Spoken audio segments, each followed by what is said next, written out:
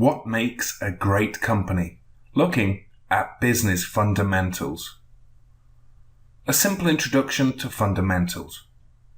Why do we do business? Although this is a part philosophical question and almost ridiculously simple to answer, there is a key question that leads us to the main point. In the beginning, we had a system of bartering, where you may have exchanged 4 goats for 1 cow or 1 daughter for a flock of sheep. However, as the feudal system crept into society, along came money made from gold by the king himself. With the concept of money came the concept of profit.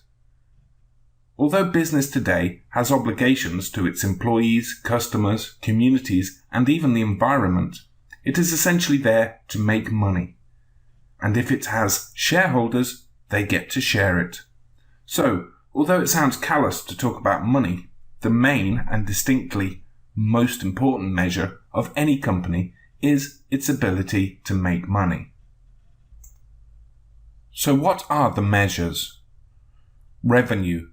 That's the amount of money that went into the cash register of the company before taxes and expenses. Profit margin. The percentage difference between net profit after tax and net sales. Earnings. Earnings are the revenue minus the expenses. Earnings per share, EPS. EPS is the company's total earnings after tax divided by the total number of ordinary shares outstanding in the marketplace.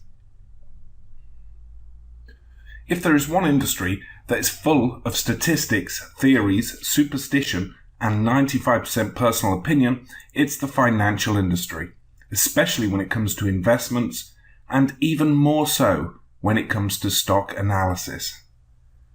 If analysts on TV are not talking about the debt-to-asset ratio or amount of short-term debt, it's the current ratio, or even the PEG ratio.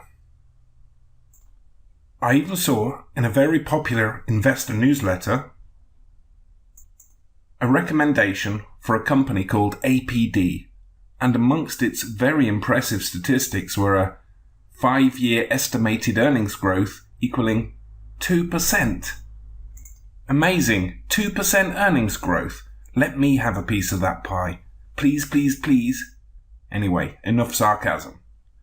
The key fundamental factors about stock selection are detailed in future chapters. However, for now, remember this. Companies that are making buckets of money, revenue, or earnings are usually good companies. Companies that are making more money this year than last year are usually good companies. Companies that are making more money this quarter than the same quarter last year are looking even better. And companies that are making jumps in earnings that are larger percentages than the previous period are great companies. Quick tip. Only buy quality stocks. I want to win, therefore I buy only winners. That seems like ridiculous advice, right? It seems so simple, but it is so important. But how do we buy only winners? A good friend of mine from university, let's call him Johnny Boy, used to say on the rare occasions when he beat me at Joe Madden football on the Sega Mega Drive, "Can you smell something?" "What's that?" "Oh yeah, the smell of a winner." So how do we smell a winner? So before I go any further, I will let you stop me here. Why should I listen to you, I hear you cry. Here is my answer. Do not listen to me. Listen to what you feel makes perfect logical sense. Listen to your wife, husband or partner. They're important people. Listen to one of the most respected men on Wall Street. One of the finest books I've read on the topic of trading has to be, without a doubt, How to Make Money in Stocks by William J. O'Neill. I'm not trying to sell you this. This is one of the best investment books of all time, selling over 1 million copies. Also, the author is creator of the daily US Investors newspaper, Investors Business Daily. Anyway, to quote from Mr. O'Neill's book, "The percentage increase in earnings per share is the single most important element in stock selection today.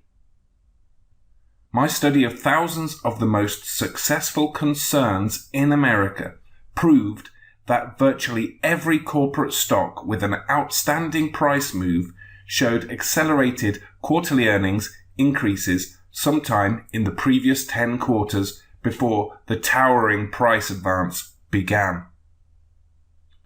So in the next chapter, we're going to look at EPS and how to understand it and how to find it.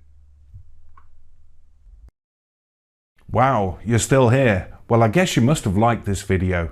If you did, don't forget to hit the like button. It will really help the channel out. And click subscribe if you want to be notified about future stock investing lessons, strategies, and software videos. Finally, don't forget to leave a comment or question below, and I will reply.